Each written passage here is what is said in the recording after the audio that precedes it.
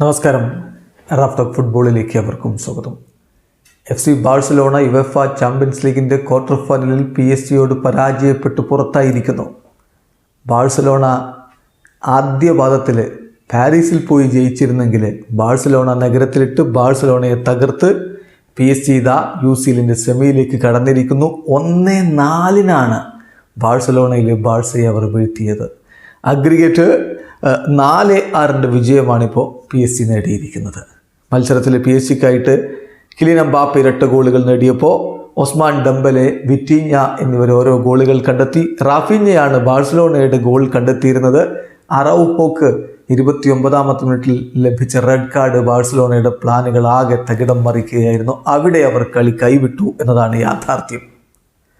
മത്സരത്തിൽ ആദ്യ 11-ൽ PSG മുന്നേറ്റങ്ങൾ നയിച്ചുകൊണ്ട് കിലിയൻ എംബാപ്പെ, അദ്ദേഹത്തോടൊപ്പം ഒസ്മാൻ ഡെംബലെ, ബർക്കോള എന്നിവർ ഒരുമിച്ചാണ് കളിക്കാൻ ഇറങ്ങിയത്. മറുഭാഗത്ത് യമാലും ലെവൻഡോസ്കിയും റാഫീഞ്ഞയും ചേർന്നുകൊണ്ട് ബാഴ്സയുടെ മുന്നേറ്റങ്ങൾ നയിച്ചു. കളിയുടെ 12ാമത്തെ മിനിറ്റിൽ റാഫീഞ്ഞയിലൂടെ ബാഴ്സലോണ ലീഡെടുത്തതാണ്.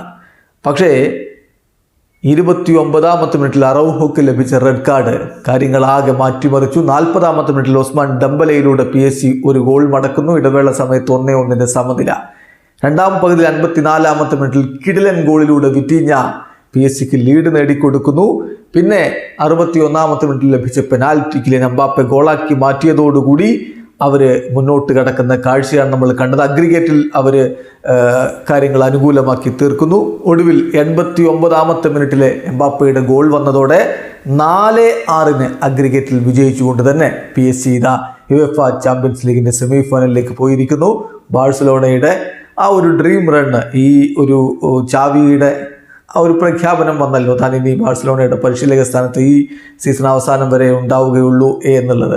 അതിനുശേഷമുള്ള ഡ്രീം റൺ, ഒരു കളിയും തോൽക്കാതെയുള്ള കുതിപ്പ് ഇവിടെ അവസാനിക്കുന്നു. UCL നിന്ന് പുറത്തേക്ക് വീഡിയോ അവസാനിക്കുന്നു. ഫുട്ബോൾ ലോകത്തെ കൂടുതൽ വിശേഷങ്ങളുമായി റാഫ് ടോക്സ് വീണ്ടും എത്താം.